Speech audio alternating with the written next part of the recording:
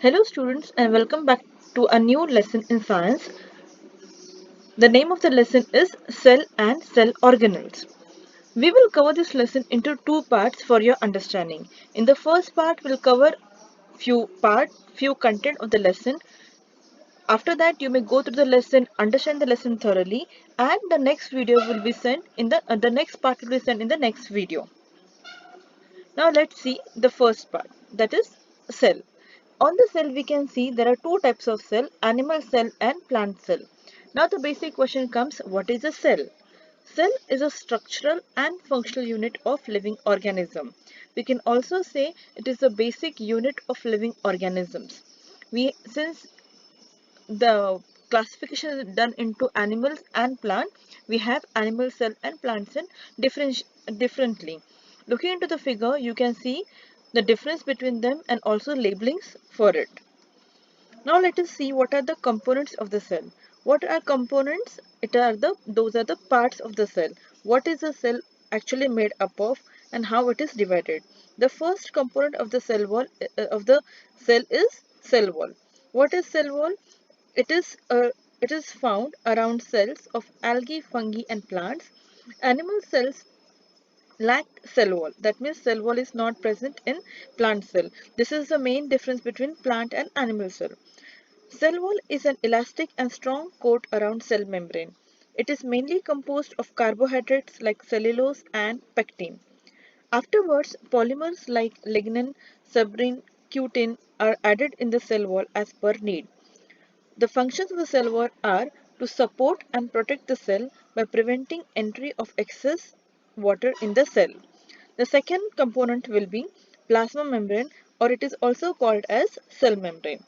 It is a thin, fragile and elastic covering that separates the cell components from the outer environment.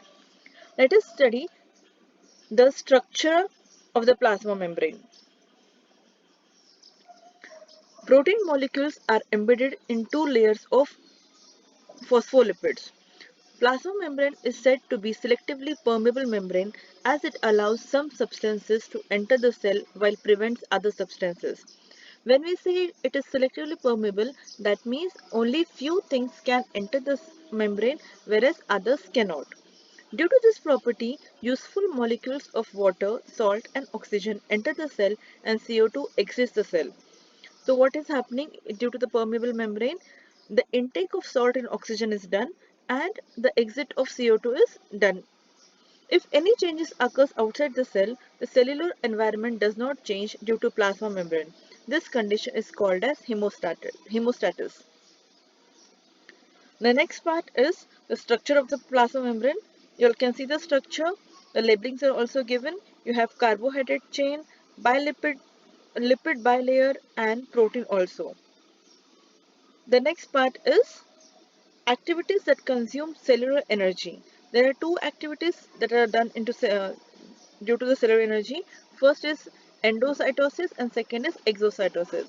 Endocytosis, in it helps to gulp or engulf food and other substances from the other environment. That means food is taken in with the help of endocytosis. That process is called as endocytosis.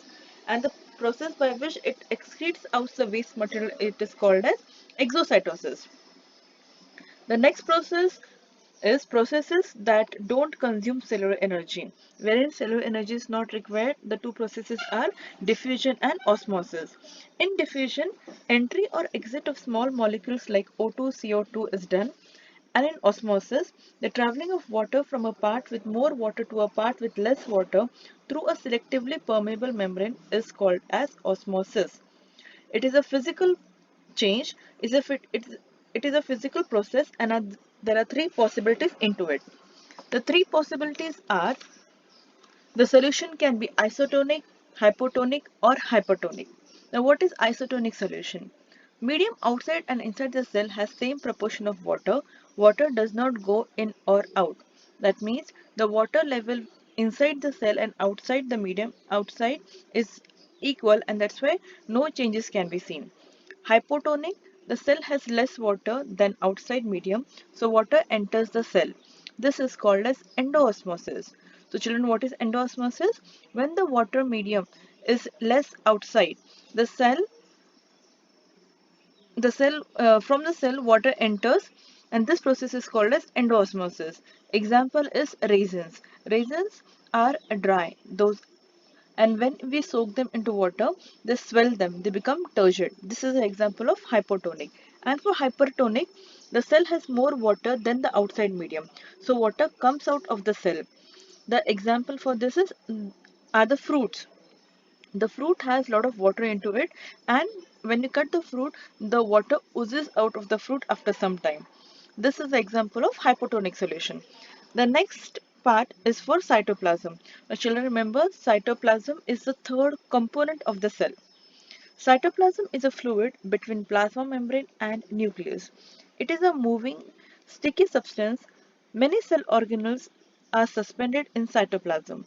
Cytoplasm is a medium for cellular chemical reaction.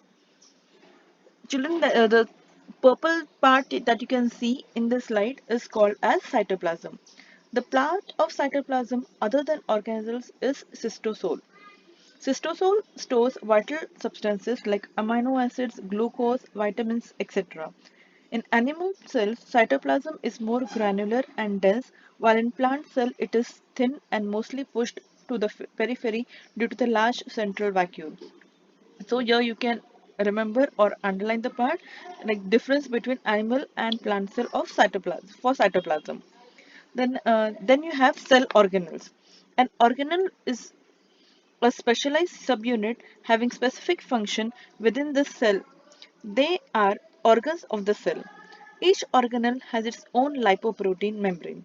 Except nucleus and chloroplast, all other organelles can be seen only with electron microscope. So to study the cell, we require electron microscope so that we can see the various components of the cell. The next component is nucleus. Now this nucleus is a component of cytoplasm. In the previous picture you would have seen there is cytoplasm, and in cytoplasm the various components are nucleus, vacuole, cell wall. Now the first we'll study is about nucleus. Nucleus is a dark round spot seen under the microscope while observing the onion peel stained with iodine is the nucleus of the cell.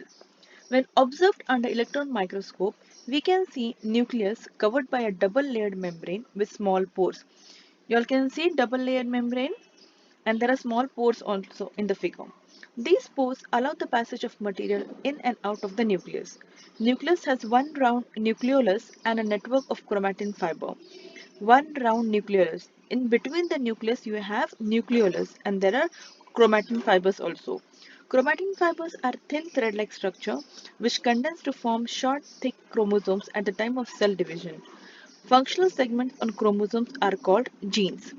Now let us study what are the functions. Now these type of questions can be asked in the exams regarding functions of nucleus. The first function is it controls all metabolic activities of the cell and also cell division.